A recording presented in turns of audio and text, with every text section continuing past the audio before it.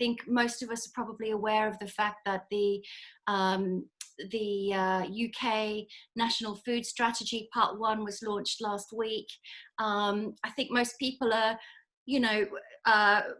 happy to welcome what was released last week. I'm really happy to see that, in fact, the urgency of the relationship between poor diet and the number of deaths in the UK is being addressed.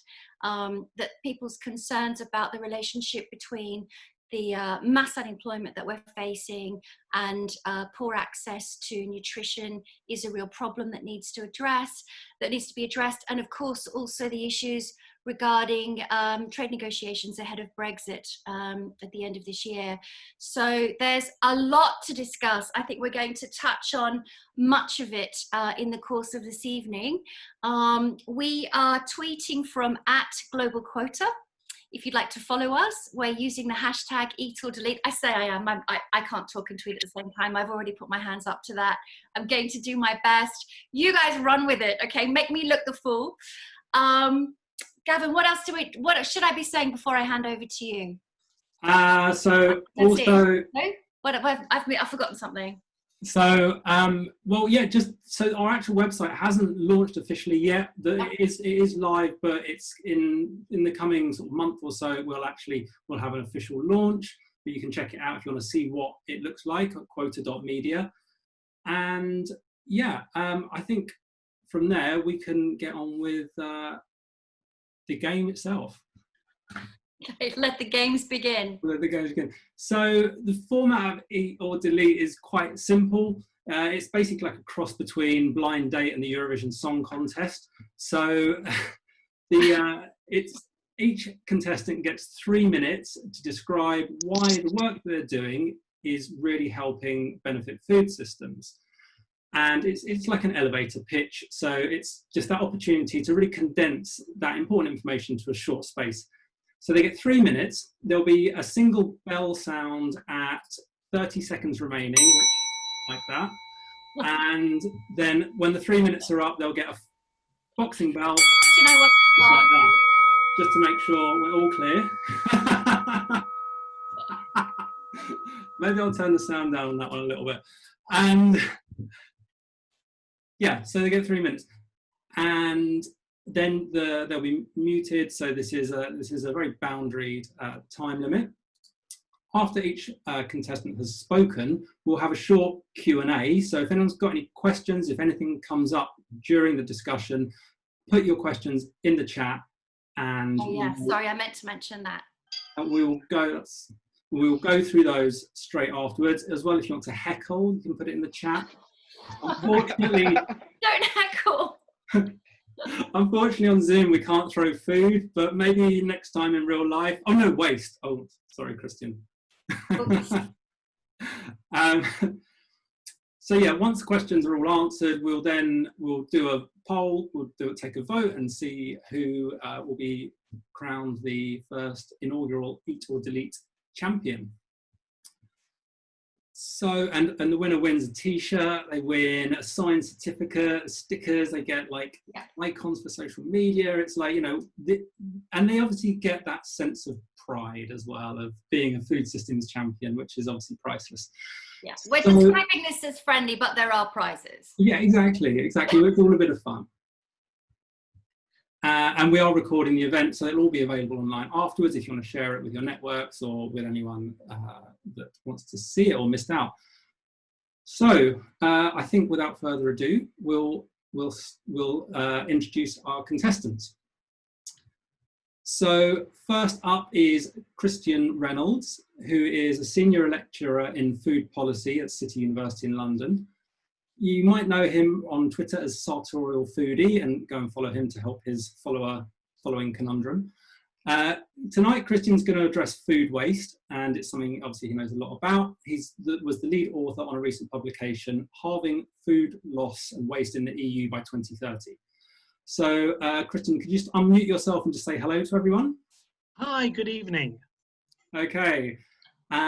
that's Christian. So sorry, Gavin, can I just break in for 1 second? Andrea's joining us a bit late and is asking for the rules to be shared actually in the chat. But rather than do that, shall we just very quickly say our 3 speakers get 3 minutes to do their pitch. We're going to ask them any questions that we have at the end, if that to help make our decision about who we think should win, and then we're all going to vote. And basically, it's a little bit of fun. So Andrea, don't get too concerned about the rules. I honestly suspect that Gavin is making them up as he goes along. Gavin describes them as, what is it? It's a cross between the Eurovision Song Contest and Blind Date. And Blind Date. I mean, okay. That gives you so much leeway to make them up as you go along. So yeah, thanks for that, Elise. So our second contestant tonight is Mark Driscoll. He runs the Sustainable Food Systems Consultancy, Tasting the Future. He's a passionate advocate for sustainable nutrition and the need to change narratives and mindsets for a food system that is regenerative, healthy, sustainable and fair. He will be sharing his thoughts on the importance of mindset shift in order to change policy and practice. And yes, Mark, say hello, please. I've waved to everybody. Hi, everybody. Hey. Nice to see everybody. Hey, a wave is great. Hi. Hey. And third contestant tonight is Shane Cook, who is the founder of Jasper Wellbeing, and he has an incredible background as a chef, and he worked for Raymond Blanc, and he's also cooked for the bosses at Barclays. So now he's doing something about hospitality's toxic culture, which can lead to high rates of drug and alcohol abuse, emotional and physical instability. He says it's time to change the way that hospitality trade operates, and he's going to explain how tonight. So, Shane, can you just say hello to everyone? Hey. Hey. Hi. Brilliant. Hi. So, wish everyone luck, and we'll start first up with Christian. Are you ready, Christian? Let's do this. Okay, and your 3 minutes start now. Right, good evening. Thanks, Gavin. Unsustainable production and consumption of food constitutes one of the biggest environmental threats to our planet. Eliminating food loss and food waste is one of the biggest ways we can actually help this. So eliminating it from all stages, from producer to consumer, it stands out as an urgent and indispensable step towards a more sustainable food system. In my very rapidly diminishing 3 minutes, I'm going to first talk about why you should care about food loss and waste, and then why I give a damn about why I research and use the reduction of food loss and waste as a mechanism for wider food system change. And you might also notice I talk a lot with my hands. Sorry about that. We love it. Great. Food waste is a global issue, with approximately 1/3 of all food produced never reaching a human mouth.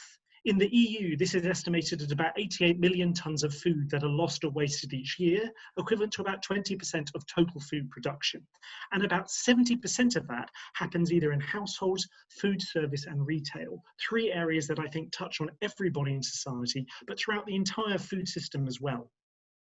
Food waste is also associated with the significant economic cost, estimated to be around 143 billion euros in the EU yearly.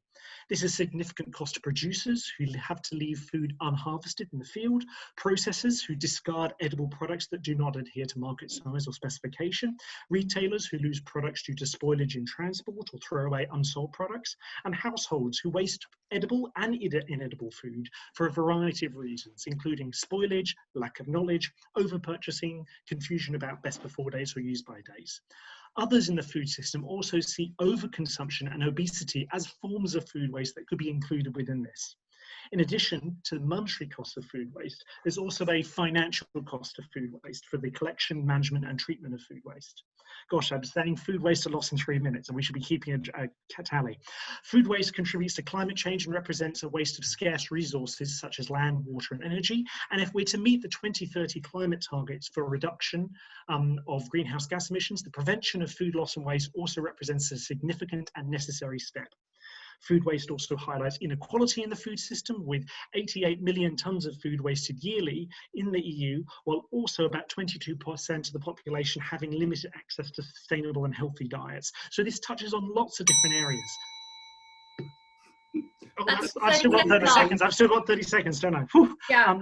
Finally, there we go. Food waste is a major indirect cause of biodiversity loss, which means all of these things combined, that food waste can be a gateway issue. And that means that neither the Liberals, Conservative, right or left, everybody from different political spectrums has proposed solutions to food waste. And that is really exciting because it means you can have formulations of alliances throughout the food system at different stages and different political outlooks addressing food system change. And and he that was sentence. amazing, amazing. Loved it. You covered so much ground there. That was brilliant.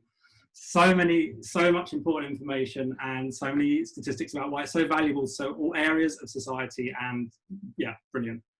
Well done, Christian. Thank you for that. So, time for our next contestant. Mark, are you ready? With trepidation in my 3 minutes, yes. Okay, right. Well, in that case, your 3 minutes will start now. Well, good evening, everyone.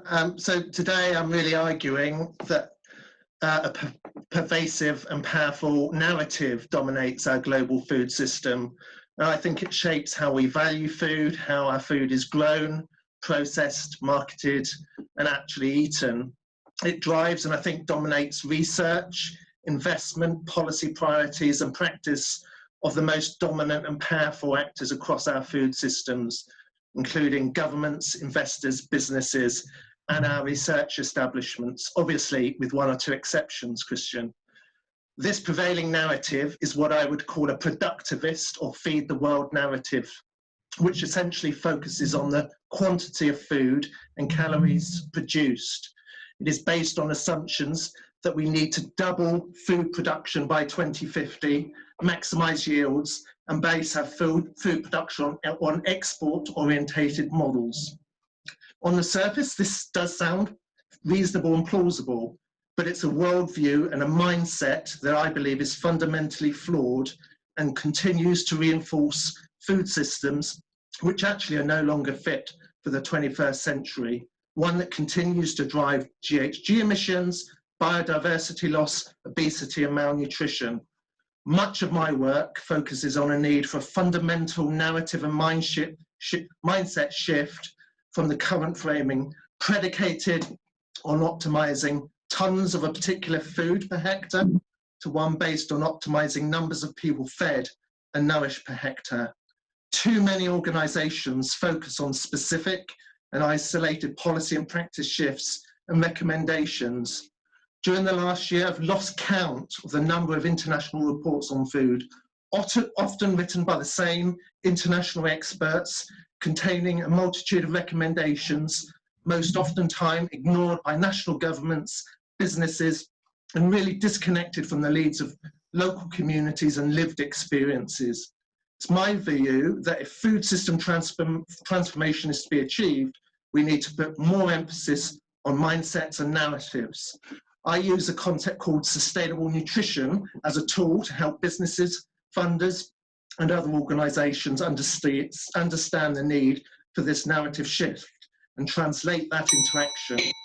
Sustainable nutrition is based on regenerative agricultural practices, healthy, sustainable, culturally respectful diets, which are key to the restoration of planetary and human well-being.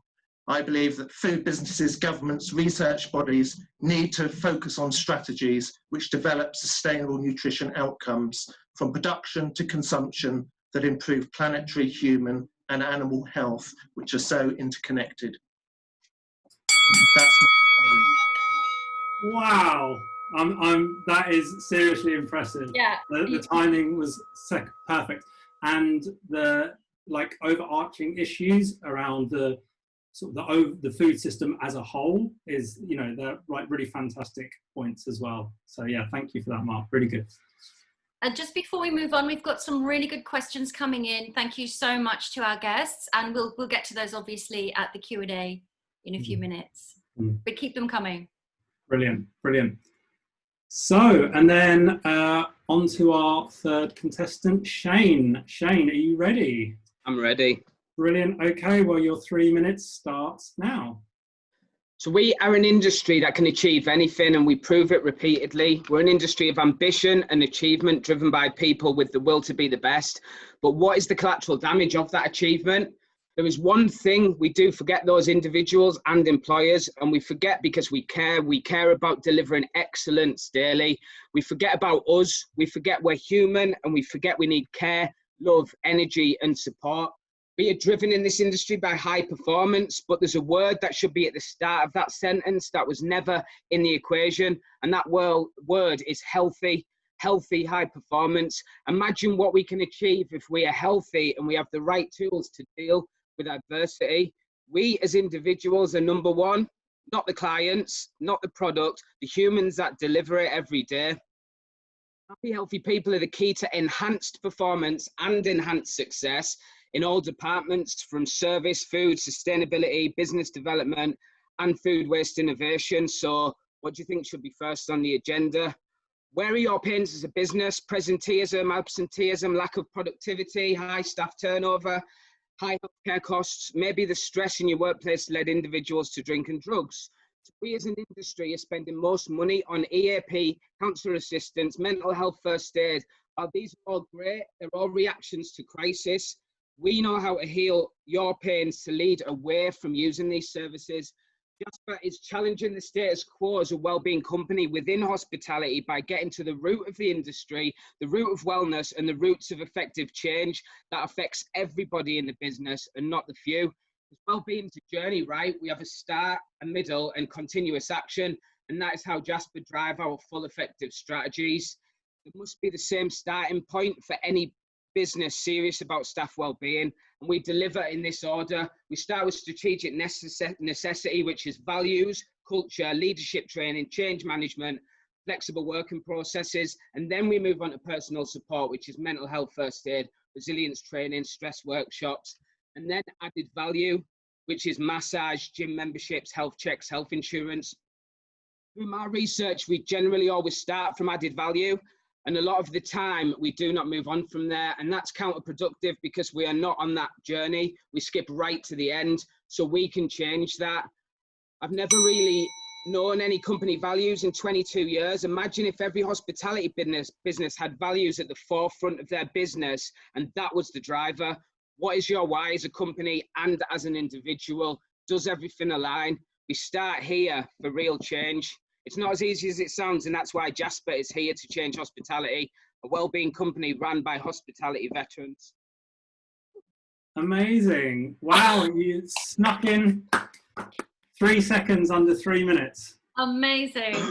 That's incredible. And I love the human focus of that, when so much of the human focus gets lost in the discussions around food, because it's so often about the production or the tech or the policy or the research, or all these things, but focusing on the human element, which ultimately drives everything, is Exactly. Yeah. Well, listen, we're going to dive into a Q&A in order to just give everybody the opportunity to unpack what our three brilliant speakers have said a little bit further. Because I'm driving this bus, I get the first question. I've got a question to all three of our speakers. So, Gavin, if you don't mind unmuting each of them one at a time, I'd really like each of you to explain to us specifically what it is that those across business, research and policy could be doing to help address your aspirations. I think we've got a really good mix who've joined us, and it would be brilliant if each of you could just give us a little bit more insight as to what each of us could be doing. Shall I go? Yeah, go. Okay. I mean, from a research and policy perspective, to get hospitality to latch on to the correct kind of way of doing things, I think there needs to be case studies conducted within the sector and within business, and monitored change throughout different types of wellbeing programs. You know, we know the effects of good wellbeing practice, and there's endless research as well, but there's nothing within our sector.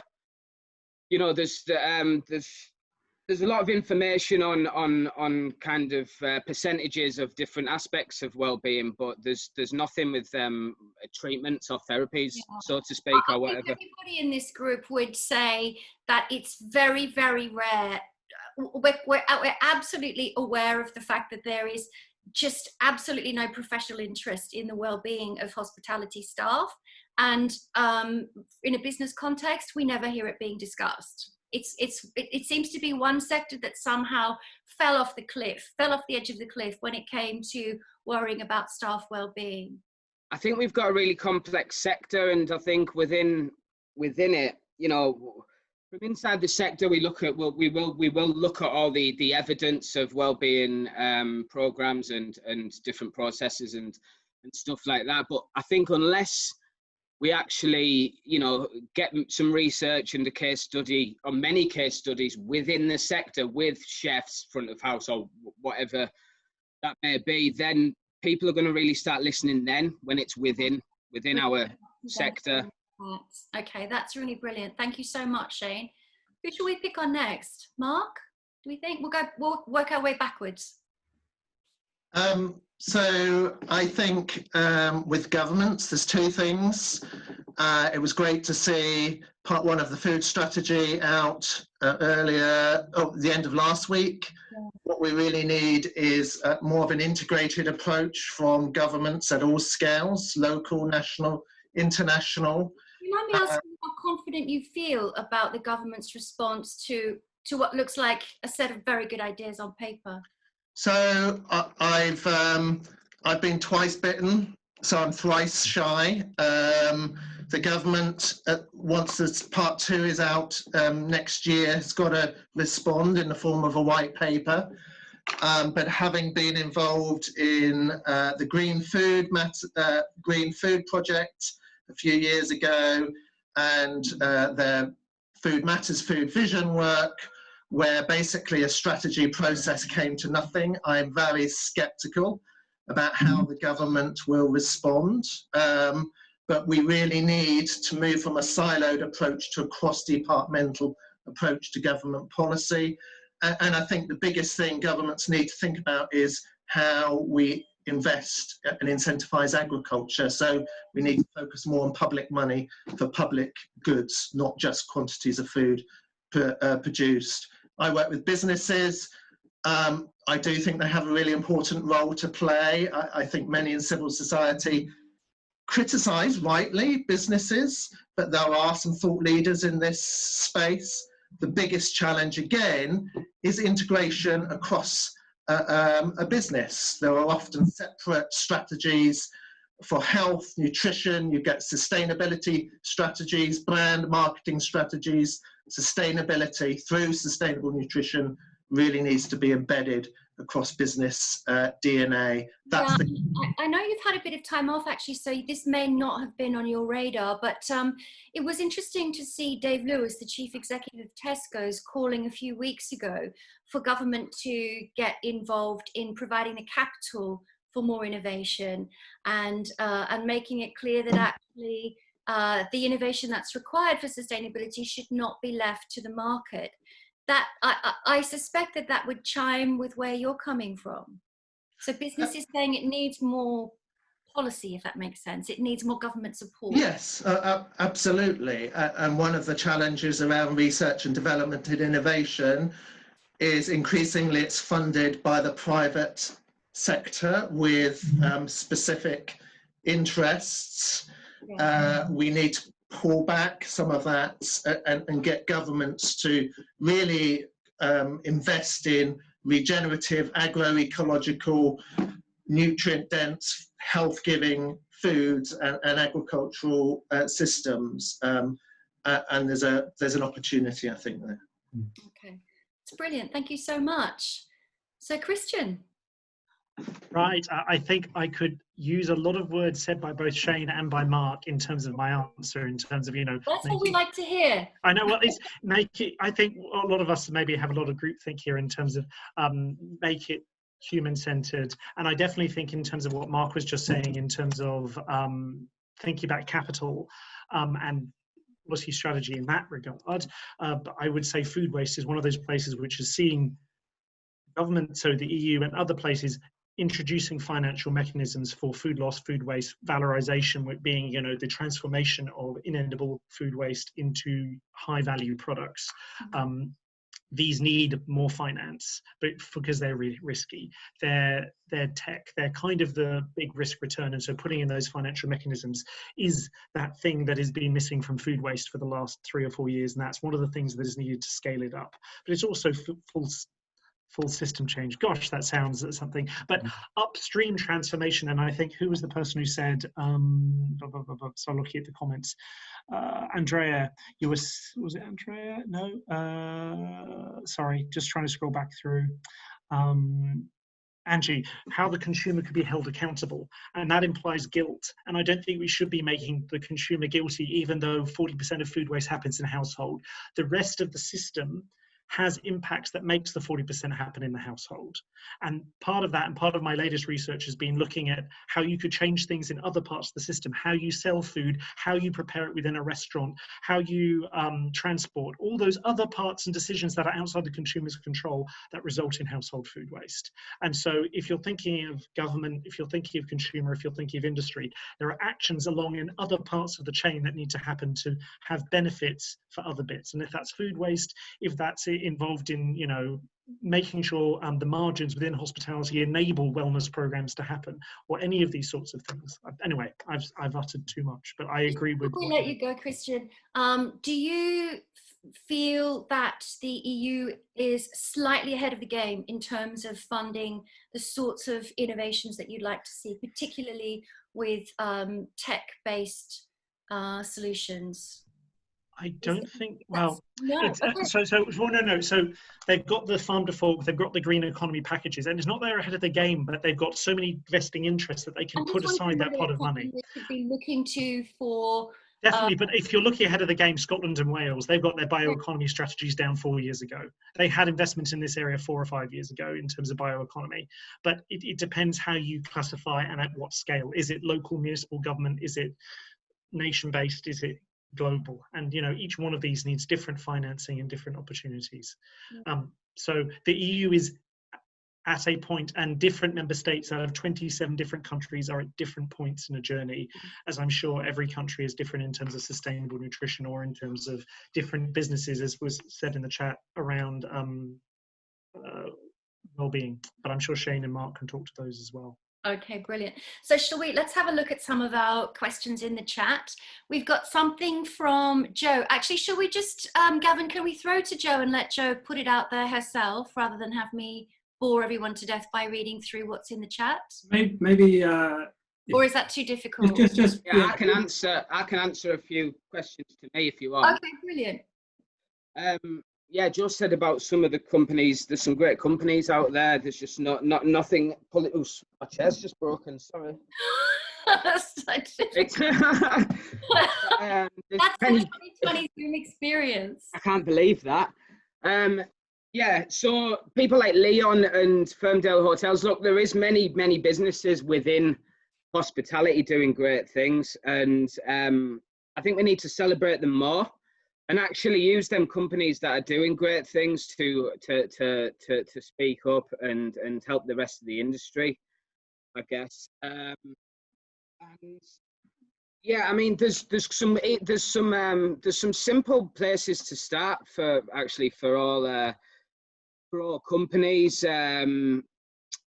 such as the People First hospitality commitment, which is it's a good set of kind of focus points, and actually, if you go into it, some of it's very much based around psychological safety, which is something that needs working on within the industry as well. And if every business, you know, that we work with, support with, and interactive with, were to actually sign up to this as like a minimum practice, put it within their employee branding and within their organisation, we'd be working towards an industry that's really fair, people-centric, And Just on a really interesting point, Shane, I remember us talking about the fact that, in fact, with the current generation of people entering the sector, that they're just very, very different people. They absolutely will not be bullied. And we could see that actually, as you say, it will really be important for employers to promote their well-being agenda in order to attract staff. Absolutely, everyone's more aware in this day and age, which is a very good thing because of the because of media and so much information going out there. The industry's changed very much, and from many years ago, people won't tolerate the way kitchens worked, and it's right, and they shouldn't as well. And it's important that we really change and keep up as an industry, and we have to adapt to it. We're an age-old institution with institutionalized people, and it'll probably take a long time, until we get to that point. I'm hoping I've still got at least 40 years, and I'm from that old school. So when it's actually running completely on a well-being focus, it's probably along many decades away. But we are doing stuff. We are quite behind from corporate companies, corporate sectors as a whole. But we are getting there, and there's some fantastic well-being companies within hospitality that are doing some absolutely fantastic things. So we have to get started. I hope, Joe, you feel as though we've touched on your point to everybody. Christian was saying, do we think catering professionals would wear Fitbits, use gyms provided? I think the answer is probably yes, and actually that research would be really interesting, but we believe it would have to be part of a more holistic approach in terms of emotional and physical well-being. Jason says, fantastic talk from everyone, especially Shane Cook. Hitting the core of what's needed in the industry. That's really lovely to hear. Are JASPA proponents looking at the health of customers as well? Really interesting point. Portion size promoting healthy options. I think that's something that everybody here would actually find really interesting. I think we're all aware of the difference between portion sizes in, say, the UK and America and other countries, and the difference that seems, or the relationship that seems to have with the general health of people. Christian says human-centered. That's such a powerful message, and again, I think we all agree. Is it Anli? Angie? So I'm sorry, I'm probably pronouncing your name wrong. That's really awful of me. You are telling us that global, it's 770k tons of waste. And I'm sure that Christian will verify that that's the case. Libby's talking about altered narratives for customers. And am I missing something here? Something internally. Libby, is there something more you wanted to add to that? Just hold up your hand and let... The comment got split, so you've already addressed it. What was the point you wanted to make to us? Well, what do I say? Oh. So it's just... Oh, I can see here. Research is looking rather... You go. Yeah. Well, and I've lost what I was going to say. Our research is looking at the non-edible waste, Christian. So if you make, say, leather out of banana peels and that kind of thing, are people looking at, can you use husks from processing that wouldn't get used any other way to make... So I'm not doing that. What but I work with people who do that sort of thing. So whether that's generating energy or whether it's converting it to bioalgae or converting it to insect food, which then gets fed to salmon, so you get aquaculture, or whether it's ripping an orange apart to pectin and the essential oils, etc. Lots of different things there. But I was more interested in what you were asking for, Mark, at the end, your next question, because I want to know that one too. Which what? You've got Are there any good examples of businesses that have altered narratives? Yeah. Okay. I was going to totally ask the same thing. Like, what are your top picks for businesses that have started listening? There are, I wouldn't say totally, but there are businesses that are starting to shift narratives.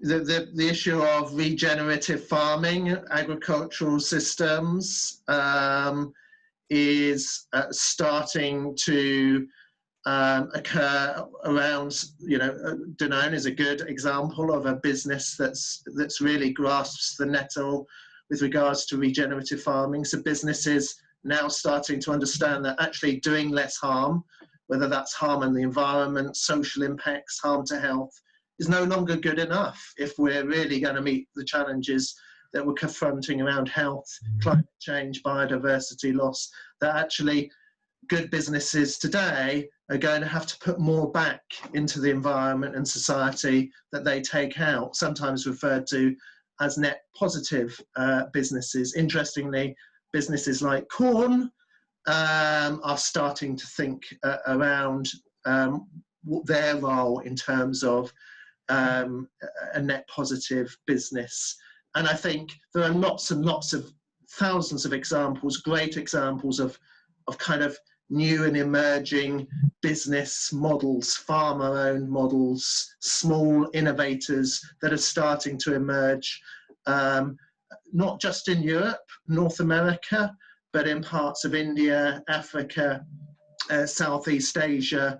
We often think too much just very kind of northern centric, but actually there's a lot of innovation starting to happen around what I would call kind of orphan, forgotten crops that can provide nutritional requirements for local populations rather than rely on, you know, 6-8 key globally traded commodities. So innovation is happening, and I would argue probably in businesses faster than governments, and governments is the biggest missing piece of the jigsaw puzzle, if you like. But much more needs to be done in terms of the challenges.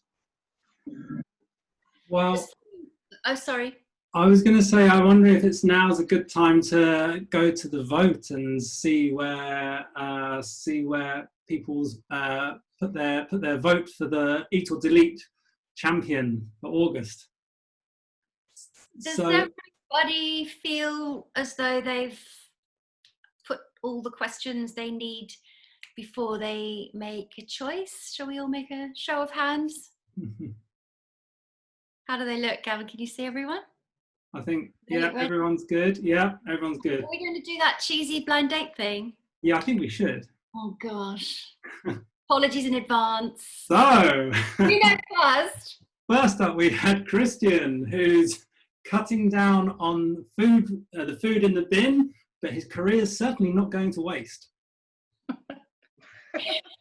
And Mark wants food systems to be fair, and we say that's fair enough.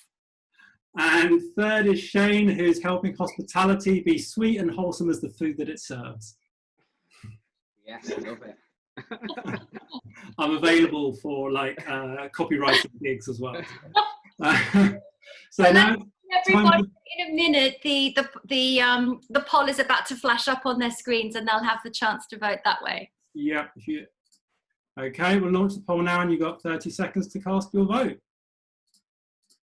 We got a sound.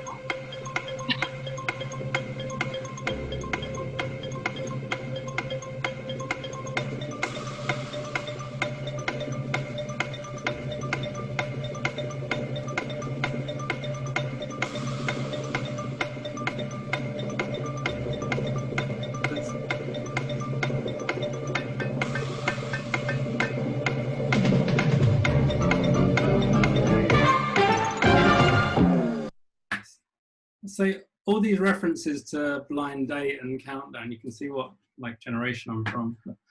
So the results are in.